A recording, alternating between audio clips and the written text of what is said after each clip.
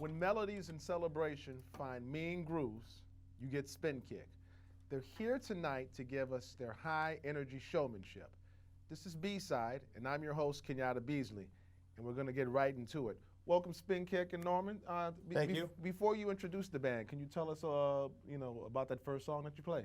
Yeah, so that first song is the theme of the band. It's called SpinKicK. I wrote it because it accompanies what I've always thought of SpinKicK to be. We spin, feel good grooves. We kick it into your heart so that you feel the naturalness of music, which was singing along with the melodies, as well as just feeling the groove and just having a good time with music. So therefore we get SpinKicK. Awesome. So the songs that we'll be listening tonight, these are from a recent recording that you guys have Yes, done, we recorded in May. I'm gonna keep it real. We could record in May. It was really awesome working with these amazing, dope musicians right here who I've known for a really long time. So every song will be from that recent recording. And I'll use this time to introduce my members. Please. Yeah. So on guitar, we have Sean Ritchie. Yeah. Super bad cat. I went to Manhattan School of Music with him, was also in Finding the Streets together. He's burning. On the keys, we have Andrew Friedman. Yeah, man. Bad young man I met on the scene, and I watched him blossom into a super dope keyboardist, and I'm excited about that. So I'm glad he's with us playing. On bass, we have Alex Smith, Busby Smith. He's also a newfound daddy. Oh, That's right. congratulations. Yeah. It's so awesome. When we were doing the recording, his baby was crying, she's like, ah, ah. And then he started playing a bass line. We started playing music, and she was like, So I'm like, yes, she'll be a musician. So the concept of SpinKicK, how did you get these this group together? Well, we were playing together with different artists around the city. Me and Sean, like I said, we went to college together, Manhattan School of Music.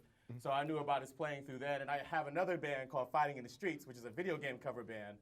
And he was in it. And I was like, man, I have to bring over that same burning guitar into this. And then with Andrew, I was just playing with this artist, Majid Khalik.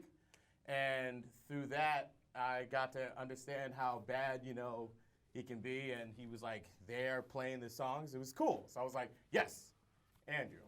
And then with Alex, we've been playing in the city for 10 years, right? Maybe 8 or 10 years with Sharif Clayton, trumpet player, one of my best friends, dope too, check him out. And through that, I always dug his bass playing. He saved me when I had a bassist quit on me at a wedding gig, and I was like, oh, I need somebody. And I was like, I'm available. And then we played together, and I was like, yes, this guy is bad, and he saved my life. That's awesome. So you're a native New Yorker. Born and raised, Cambridge Heights, Queens. So, because my mom's in here, I'm my cousin too, so I'm just keeping it real. No, because we were having our conversation about the Knicks earlier. And yes, indeed. And I knew you were a true New Yorker. So you're a drummer. Are you from a musical family? I am indeed. My father's a drummer. Oh. So when I saw him play, I was like, I want to do that. So I took up drums since I was 4 years old and studied with him. And then with other great teachers after that along the way, like Greg German, Dan Weiss, Ulysses Owens, Obed Calvert, John Riley, Justin DiCiocio, Bobby Sanabria, bam. Right. Wrapped all of that in one, and then my own swagger, you get Norman. So you're a student of alumni of LaGuardia. That's right. The fame high school as they call it. Yeah. So it was that. So is that where you got furthered your appreciation of just jazz or drumming? Or? Oh, absolutely. Particularly too when I was at LaGuardia, I got to meet some really other awesome drummers like Marcus Gilmore, and I was like, man, this cat is killing. This is great because that's gonna push me to be an even better drummer of myself. So while I was there, I gained a great appreciation for jazz under Bob Stewart and then later Kevin Blanc.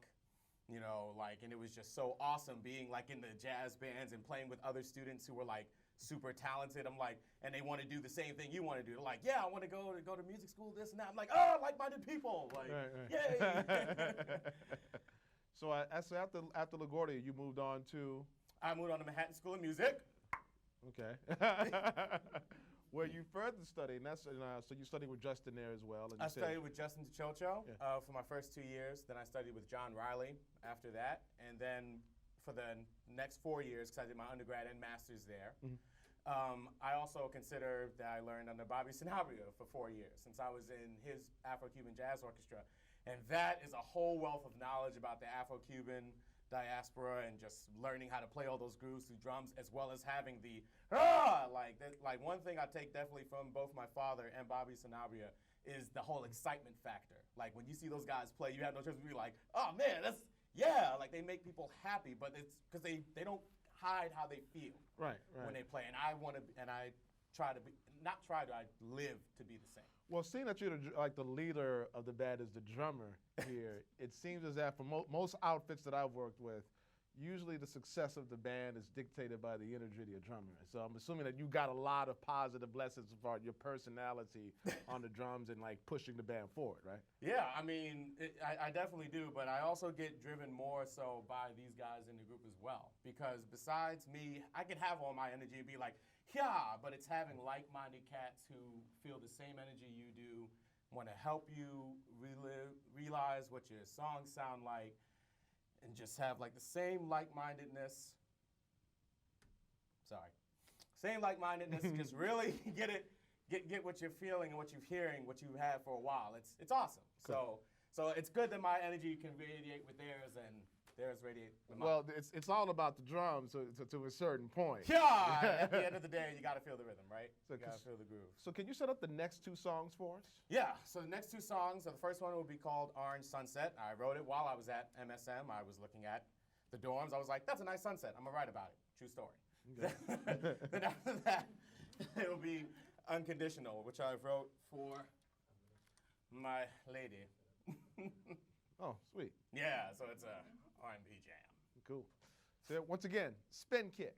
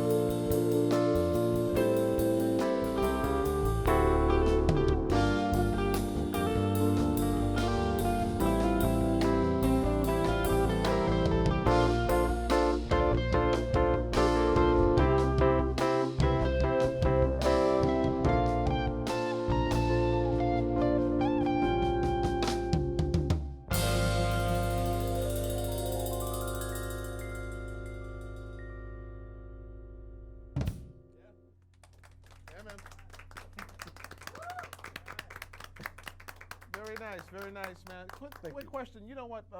Being an outsider from New York, a kid from New Orleans moving to New York, other people that I meet always have dreams of coming to New York. Meanwhile, the New Yorkers that I meet who are from here always want to leave New York and go see see something else. What made you just to say, you know what, I'm going to set up shop here and just stay in New York? You know, it was pretty much, I guess, just being here already. Like going to college here was one of the big things here. Since I went to Manhattan School of Music, right. I made a lot of connections and a lot of people here. And then I was already at the jazz clubs, like going to Smoke, going to Jazz Standard, going to those places, being on the scene. So I felt if I went someplace else, I'd have to, start all over, things like that. And I knew friends in other places, but it just felt easier to be here. Plus, I had a lot of support with my family being here. That kind of helps a lot, too, So, yeah. So as a drummer and a producer and a composer, because you're wearing all those hats, who are your biggest influences musically? Oh, man. Woo! I love this question. Earth, Wind & Fire is like my #1 band of all time, like hands down. Right. Put me, they're like one band, Earth, Wind & Fire. I'm quick. It's like that's just what it is. And I hear a lot of that in the sound of the band. Yeah, thank you. I mean, seriously, like that's totally where it's coming from. But also Prince is another huge influence, as is Michael Jackson and James Brown, Stevie Wonder. For sure, in terms of songwriting, like how he creates a story, as well as it being memorable and people singing along with it, And then of course, jazz, and then in jazz, Herbie Hancock is my biggest influence from the jazz spectrum. Right. And then that's why I wanted to play piano in the first place, was because of him. Right. And And then I fell in love with a lot of his tunes, from Cantaloupe Island to Chameleon to Rocket. I'm like, he does all of it. Like, so, I like that. So, yeah. So what, you were a pianist before, or were you always a drummer? I was always a drummer, because it started with my father, so I started from 4. But like growing up, like especially LaGuardia was where I had the most love of it. Like I just got really into listening to jazz recordings, and I got into Herbie Hancock. I was like, I want to play piano too. Like, and I was always fiddling around with keyboard anyway, since I was like 11, 12 years old, because my father also composed too and produced. So like I always was around a keyboard since I was young anyway. So then when I started hearing melodies, I would run to a piano and be like, oh, I figured it out, So, and I'm a genius. Yeah. Exactly right. But then, so 15, I was like, all right, I'm serious. When I heard Herbie, I was like, okay, I seriously want to know what he's doing, because I want to know how to play chords and stuff like that. Right. And I also hear a bit of Jamiroquai. Oh! Am I wrong for saying that? I like Jamiroquai. You are absolutely right. I'm sorry that I forgot that band. Yeah, and I'm going to see them when they come to Forest Hills. Oh, that's right. They're back on tour. So this record that you guys have been working on collectively, is this a collective effort between the 4 of you? Oh, absolutely. Right. I mean, full-on collective effort. Well, pretty much because, like, even though I came up with the songs, a lot of the arrangement technique stuff, like the different hits you hear and like different chord stuff, that's all these guys. Like, like Andrew would be like, man, what if we tried this kind of thing? And I'm like, that sounds really nice, Or Sean would be like, dog, well, man, what if I do? And I'm like, oh yeah, that's really cool. And then Alex is like, well, I was thinking. And I'm like, yeah. So it's a true collaboration. Oh yeah. In the truest sense. So I mean, the sound of the record, and the songs collectively, they come together to say what about SpinKicK? So they basically come together to say that SpinKicK is about the highest form, but also just the simplest form of music. Like we try to make sure, that, at the end of the day, I just want everybody to have fun. I just want everybody to have fun with different styles of music. And different styles of music, especially the ones that I grew up with, have done that. Jazz was a popular music first, and people was Lindy Hoppin' and everything else. Funk was all about, power of the people and people shaking. And then the 80s picked up on that with hip hop, and then it went into the 90s hip hop. And then 90s kept it going with like dance music. And then the 2000s was like, yo, well, we just gonna keep it going, with like some Jamiroquai and like Outkast. And then the 2010s was like, all right, there's some trap stuff, okay. But then Bruno's like, but we can bring it back. And I'm like, exactly, so So that's what I want SpinKicK replicates. Like we put all those styles of music together, and we want just everybody to spin with us and just kick it live with us. So it's a totally self-produced record? Yeah. You know, but I had a lot of help along the way. So, you know, so I definitely don't do anything on my own, you know. When can we expect to check out the record? I'm hoping to have it in like, you know, like late winter, early spring, you know. It's realistic, you know, but that's what I want. So look out for it, you know, and SpinKicK music. So can you set up the next song? Yeah, so the next one is, because I like the night, I like the boogie, so it's called Star Chaser. Once again, SpinKicK. 1, 2, 1, 2.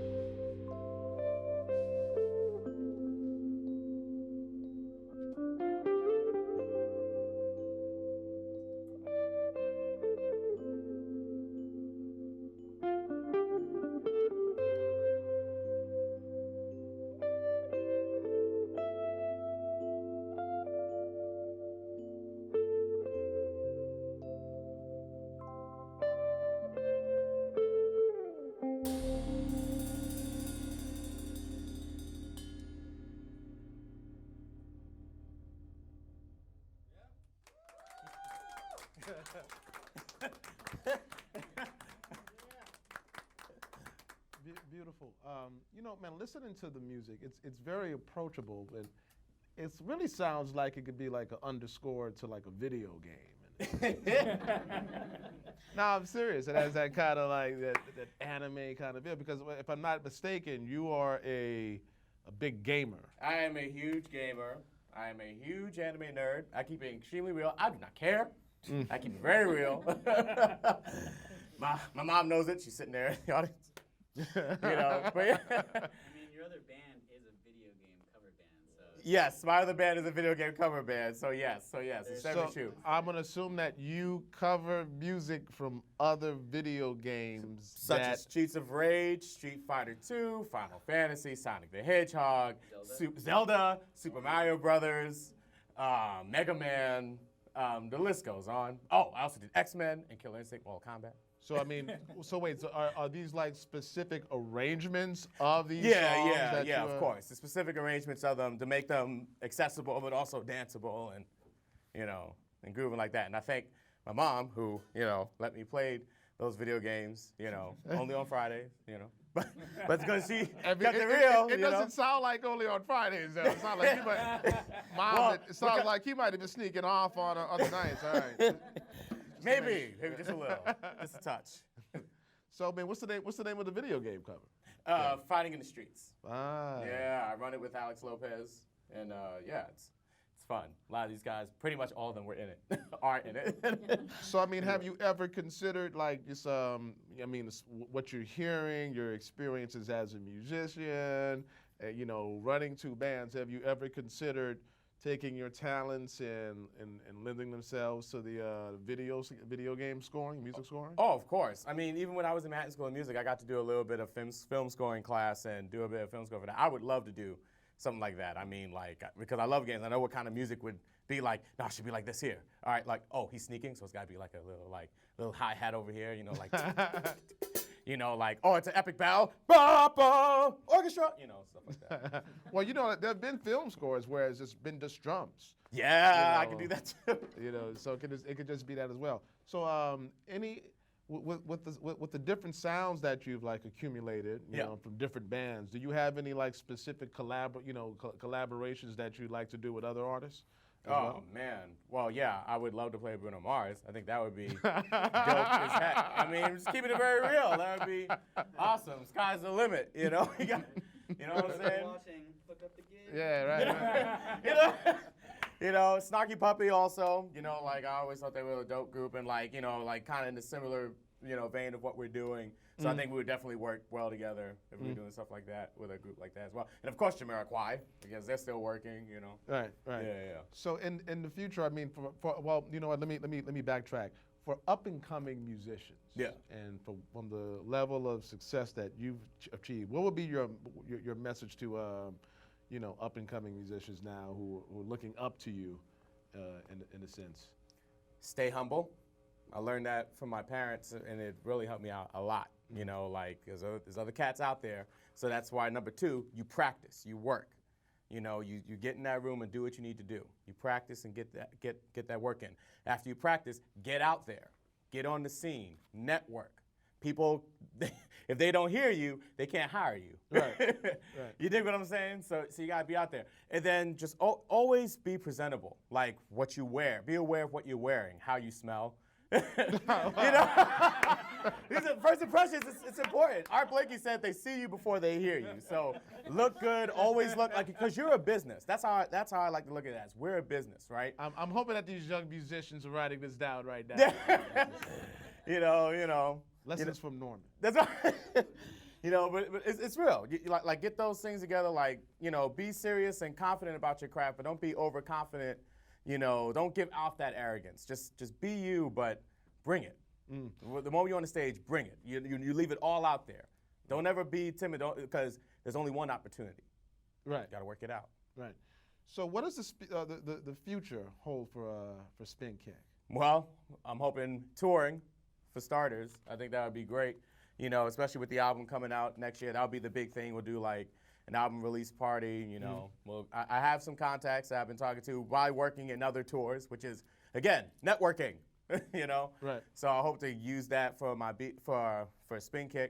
And then, man, just playing all over the world and just spreading the good word of SpinKicK.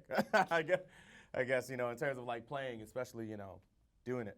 Right. So SpinKicK, I mean, I can hear this being you know, like an opening band. You know, as you begin to get the word out. Yeah. For a lot of you know. Oh, I definitely think so. Yeah. Yeah. Exactly. Opening for like-minded musicians like that. You know, whether it's bands or again, but you know, I wanted to be commercial too. Like I think we can open for like a Bruno Mars or something like that. You know, it's definitely possible and within our range. We got the talent for it. You know, we're gonna have the album for it. So, yeah. So and then just hardworking though, staying humble and hardworking, getting to that. You know, but to play for years to come, I don't care. Like I want to be 70, being like, yeah! You know. Oji-san-mitai. No, I mean your energy does permeate the bandstand. So the a little more about the record. The sound of the record has all this stuff from well, you know, by the way, you're a big anime fan. I'm a big anime fan. Huge. So that, I mean, I'm assuming that ties into the video game aspect. Yes, and into the name of SpinKicK in general, because I love all things martial arts. Of course, I like martial arts animes like Dragon Ball Z and Yu Yu Hakusho and Hokuto Shinnoken, or Fist of the North Star for the I'm Americans. trying to figure out where you get all the time between music and anime and video games to get Not it all easy. done. I don't sleep. So can you set up the second to last song for us? Yeah. So the second to last one is entitled "Pound It," and Speaking about martial arts. yeah, right. Oh, here we go. There it is. All right.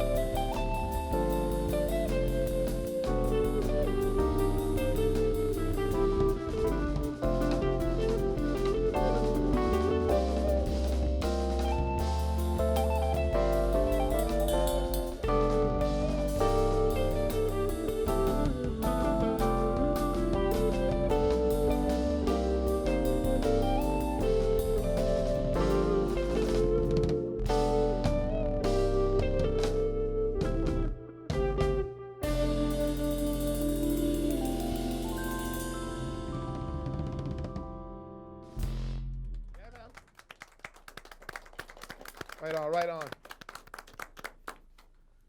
All right. Thank you, SpinKicK, for giving us your kinetic rhythms. Be sure to keep up with SpinKicK on Instagram at SpinKicK Music. I'm Kenyatta Beasley, and I hope that you had a spectacular time with us tonight. Make sure that you stop by our BRIC House studio every Thursday to hear more of the best music that Brooklyn has to offer. You can also check out tonight's installment and in past episodes anytime at youtube.com/BRIC TV, or check out our BRIC Radio podcast of this episode at soundcloud.com/B-side podcast. SpinKicK, please take us out with one more right after this.